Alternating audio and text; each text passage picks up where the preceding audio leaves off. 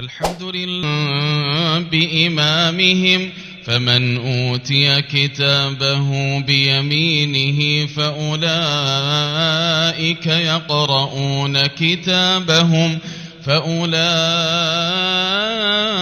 يقرؤون كتابهم ولا يظلمون فتيلا.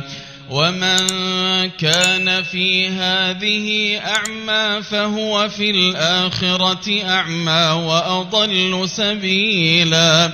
وإن كادوا ليفتنونك عن الذي أوحينا إليك لتفتري علينا غيره وإذا لاتخذوك خليلا. ولولا أن ثبتناك لقد كدت تركن إليهم شيئا قليلا. إذا لأذقناك ضعف الحياة وضعف الممات ثم لا تجد لك علينا نصيرا. وإن كادوا ليستفزونك من الأرض ليخرجوك منها وإذا لا يلبثون خلافك إلا قليلا. سنة من قد أرسلنا قبلك من رسلنا ولا تجد لسنتنا تحويلا. أقم الصلاة لدلوك الشمس إلى غسق الليل وقرآن الفجر إن قرآن الفجر كان مشهودا. ومن الليل فتهجد به نافلة لك عسى أن يبعثك ربك مقاما محمودا.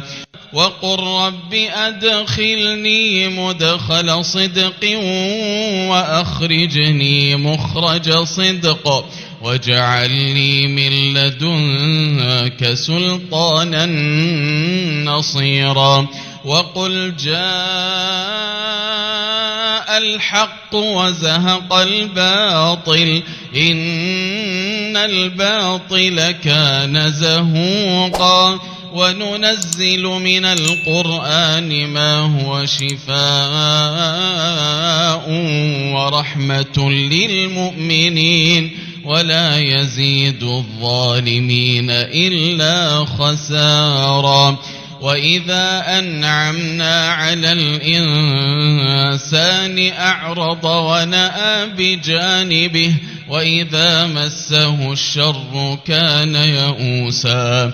قل كل يعمل على شاكلته فربكم أعلم بمن هو أهدى سبيلا. ويسألونك عن الروح قل الروح من أمر ربي وما أوتيتم من العلم إلا قليلا. ولئن شئنا لنذهبن بالذي أوحينا إليك ثم لا تجد لك به علينا وكيلا.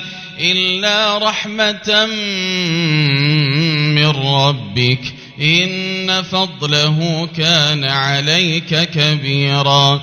قل لئن اجتمعت الإنس والجن على أن يأتوا بمثل هذا القرآن